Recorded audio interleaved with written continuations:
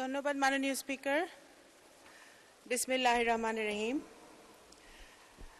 আমি এই বাজেট অধিবেশনের বক্তব্য দেওয়ার প্রথমেই মহান আল্লাহ তাআলার কাছে শুকরিয়া আদায় করছি যে এত বছরের 17 বছরের জুলুম নির্যাতনের পরে আল্লাহ তাআলা আমাদেরকে সুযোগ দিয়েছে, তৌফিক দিয়েছে আমাদের সকলকে সরকারি দল বিরোধী দল এখানে আসার। আমাদের প্রথমে আমি স্মরণ করছি বীর মুক্তিযোদ্ধা, স্বাধীনতার ঘোষক শহীদ রাষ্ট্রপতি জিয়া রহমান এবং আমাদের গণতন্ত্রের মাতা বেগম খালেদা জিয়া, যারা দুজনেই বাংলাদেশের জন্য নিজেদের জীবনকে উৎসর্গ করেছিলেন। এই বাজেটের জন্য আমি প্রথমেই মাননীয় প্রধানমন্ত্রী জনাব তারেক রহমান এবং আমাদের সুযোগ্য অর্থমন্ত্রী জনাব আমির খুসরো মাহমুদ চৌধুরীকে ধন্যবাদ জানাতে চাই। এই বাজেটটি দেখে আমার কাছে মনে হয়েছে যে গত 17 বছর যখন গুম, খুন, জুলুম, নির্যাতন, দুর্নীতি, টাকা পাচার চলছিল, তখন সুদূরে বসেও মাননীয় প্রধানমন্ত্রী শুধু দলই গোছাননি, সংগঠনই গোছাননি, উনি দেশের জন্য কাজ করে চলেছেন। এবং অর্থমন্ত্রীও যে নির্যাতনের মধ্যে থেকেও, কারাগারে থেকেও কিন্তু উনি দেশের জন্য কাজ করেছেন। এই বাজেটটি সেটারই প্রমাণ। আমাদের বিরোধী বন্ধুরা অনেকভাবে বাজেটকে সমালোচনা করার চেষ্টা করেছেন, অনেক পড়াশোনা করে এসেছেন, কিন্তু ইফ বাট কিন্তু যদি অনেক কিছু দিয়েও ওনারা গতানুগতিক সমালোচনা ছাড়া নতুন কোনো সমালোচনা আরও দিতে পারেন নাই। মাননীয় স্পিকার, এই বাজেটকে বিভিন্নভাবে বিশেষায়িত করা হয়েছে। বিরোধী দল থেকে বলা হয়েছে চ্যালেঞ্জিং বাজেট, দিবা স্বপ্ন। এটি একটি দিবা স্বপ্ন নয়, এটি একটি বাস্তব রিয়েলিস্টিক বাজেট, যে বাজেট বিএনপি সরকারের দ্বারাই বাস্তবায়িত হওয়া সম্ভব। এবং চ্যালেঞ্জিং শব্দটা বারবার ব্যবহার করা হয়েছে। অবশ্যই চ্যালেঞ্জিং শব্দের সাথে বাংলাদেশ জাতীয়তাবাদী দলের ইতিহাস, শহীদ রাষ্ট্রপতি জিয়াউর রহমানের ইতিহাস ওতপ্রোতভাবে জড়িত। মুক্তিযুদ্ধের সময় বাংলাদেশ যখন একটি চ্যালেঞ্জের মুখে ছিল, তখন এই চ্যালেঞ্জের মুখ থেকে বাংলাদেশের মানুষকে দিশা দেখিয়েছিলেন স্বাধীনতার ঘোষণা দিয়ে শহীদ রাষ্ট্রপতি জিয়াউর রহমান। পরবর্তীকালে তলাবিহীন ঝুড়ি থেকে বাংলাদেশকে একটি স্বনির্ভর বাংলাদেশে পরিণত করার জন্য, উন্নত বাংলাদেশে পরিণত করার জন্য সেই চ্যালেঞ্জটা উনি হাতে নিয়েছিলেন শহীদ রাষ্ট্রপতি জিয়াউর রহমান।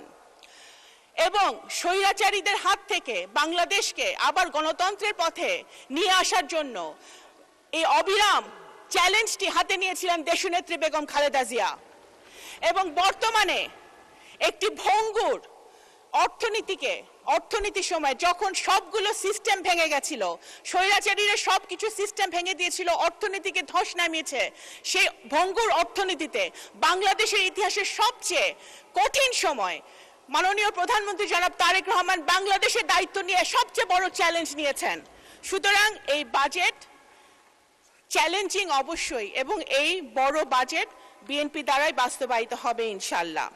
মাননীয় স্পিকার, একটি বাজেট শুধু একটি হিসাব নিকাশ নয়, একটি পলিটিক্যাল কমিটমেন্ট, একটি রাজনৈতিক দলিল।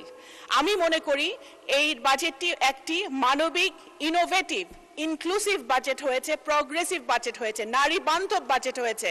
যে বাজেট নারীদের কথা বলে, নারীর ক্ষমতায়নের কথা বলে, সেই বাজেট কখনোই ফেল করতে পারে না।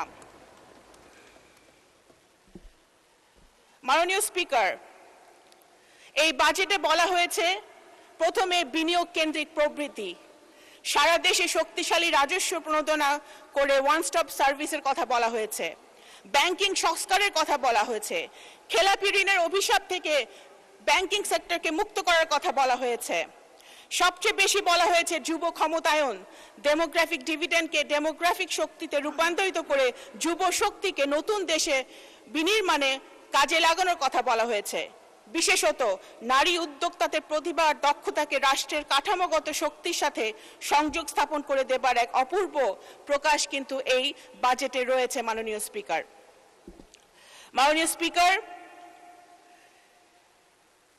এই বাজেটে বলা হয়েছে সুন্দরভাবে, আমাদের অর্থমন্ত্রী কিন্তু তুলে ধরেছেন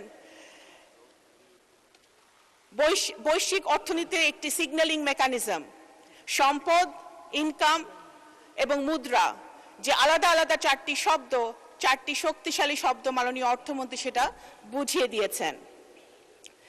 আমাদের এই বাজেটে যদি আমি বড় দাগে যদি হাইলাইট করি, কৃষিতে 12 লাখ কৃষকের যে 10,000 টাকা পর্যন্ত কৃষি ঋণ মওকুফ, 25.22 লাখ প্রান্তিক কৃষককে বিনামূল্যে বীজ, সার ও উপকরণ, কৃষক কার্ড পাইলট কর্মসূচি, স্বাস্থ্য হেলথ কার্ড চালুর ব্যবস্থা, রংপুর, খুলনা, রাজশাহী, বরিশাল, সিলেট, কুমিল্লা সহ বিভিন্ন জেলায় শিশু হাসপাতাল চালু।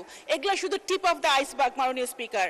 শিক্ষাতে আমাদের 2 লাখ প্রাথমিক শিক্ষার্থীকে বিনামূল্যে school uniform, mid day meal, বিজ্ঞান তথ্য প্রযুক্তিতে পেপ্যাল ও আন্তর্জাতিক পেমেন্ট গেটওয়ে চালু, ফ্রিল্যান্সারদের সুবিধা, 1500 শিক্ষা প্রতিষ্ঠানে বিনামূল্য ওয়াইফাই, বিদ্যুৎ ও জ্বালানিতে সংস্কার, পরিবহন ও যোগাযোগে ইলেকট্রিক বাস চালানোর একটা কথা হয়েছে, মহিলা শিশুর জন্য পিঙ্ক বাস চালুর কথা হয়েছে, ফ্যামিলি কার্ড চালুর কথা, ফ্যামিলি কার্ড অলরেডি চলমান আছে, এবং স্থানীয় সরকার পল্লী উন্নয়নে বিশাল বাজেট রাখা হয়েছে। এগুলো শুধু এই ব্যবস্থাগুলো প্রমাণ করে যে এই বাজেট জনবান্ধব বাজেট, যেটা বিরোধী দল থেকে প্রায় বলা হয়েছে শুধু ব্যবসায়ীদের বাজেট। এটা ব্যবসায়ীদের বাজেট নাই, এটা গরিব মারার বাজেট নাই। যদি কিছু হয়ে থাকে এটা গরিবদেরকে বাঁচানোর বাজেট, রক্ষার বাজেট। আবার বলা হয়েছে বাজার থেকে বিপুল আমরা ঋণ নিয়েছি। এই অভিযোগ একেবারে বিভ্রান্তিকর মাননীয় স্পিকার। এগুলো কৌশলগত বিনিয়োগ, ভোগ নির্ভর ঋণ নয়।